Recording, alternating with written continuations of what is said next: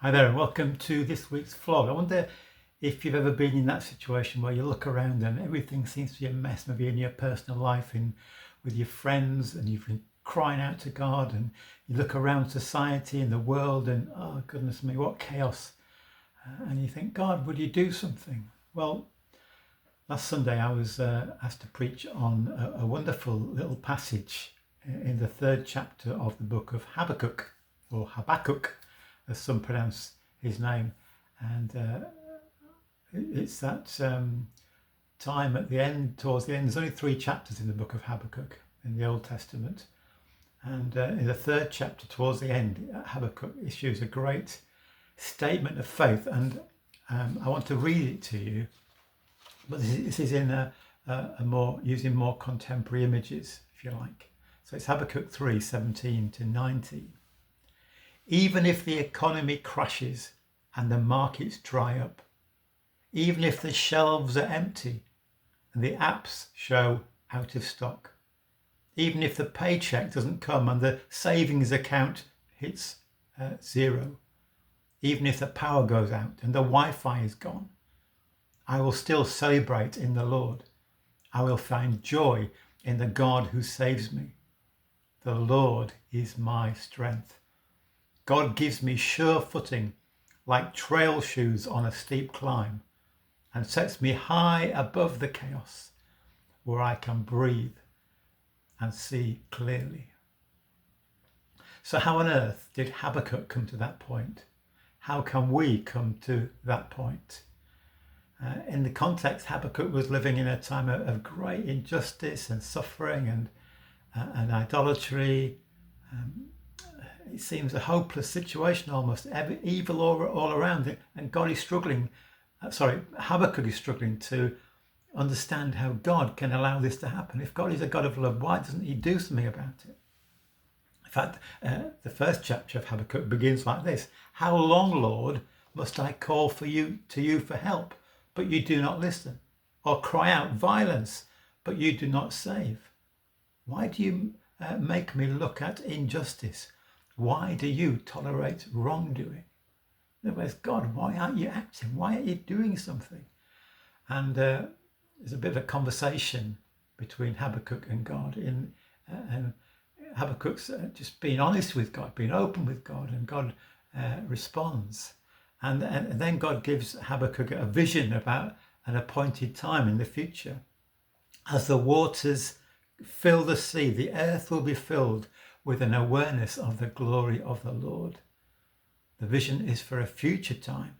It describes the end, and it will be fulfilled. So God's promises that this vision will be fulfilled. God calls for patience and trust, knowing and believing that God's timing is perfect. Wait, trust him. And that can be really tough, can't it? And we know that ultimately God will bring justice. God will confront evil. We're told he will save his people and his anointed one. Even there, a glimpse of the one who is to come, the Messiah, the one who will bring in God's kingdom. And of course, that speaks of Jesus. And we celebrate Jesus' birth particularly at this time of the year, when justice will be restored, the oppressed will be set free. So that's why Habakkuk, holding on to the promise of God, is able to finish his short book, with such a great statement of faith. No matter how dark and chaotic the world seems to be, we're invited to a journey of faith, to trust that God loves this world more than we can ever know, and one day he will deal with evil once and for all. So just a few things to think about in terms of Habakkuk and how that relates to us. How can we trust in God? How can we have such faith in God when everything seems a mess? Well, what can we learn from the book of Habakkuk? The first thing, I guess, is that it's okay to be absolutely honest with God. Habakkuk shares his frustrations, his questions, maybe his anger, and he's bringing his situation to God, but listening also to God's response. And this book is really a conversation between Habakkuk and God. And God is happy when we are honest with him, bring everything to him. But also we learn that Habakkuk kept his focus on God. He didn't turn from God, despite all his questioning and his frustration, his anger. He kept his focus on God, kept that relationship with God, that conversation with God. Thirdly, Habakkuk ultimately trusted in God's faithfulness.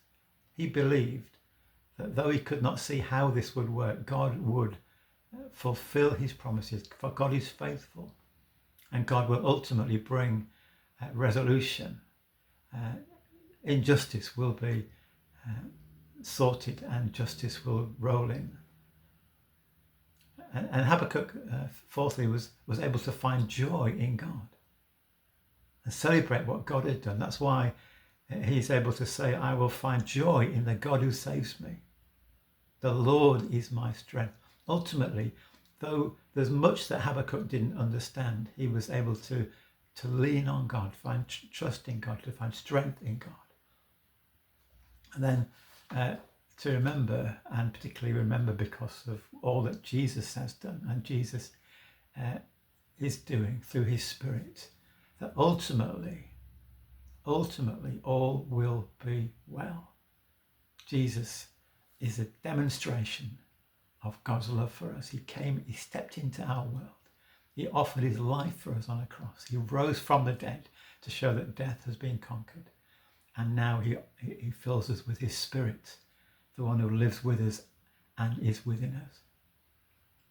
So when you go through those oh so troubled times, those times of real struggle, remember the story of Habakkuk.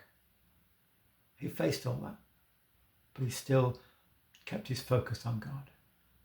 And God says, trust me, wait on me. Ultimately, all will be well. God bless you. Thank you so much for listening today.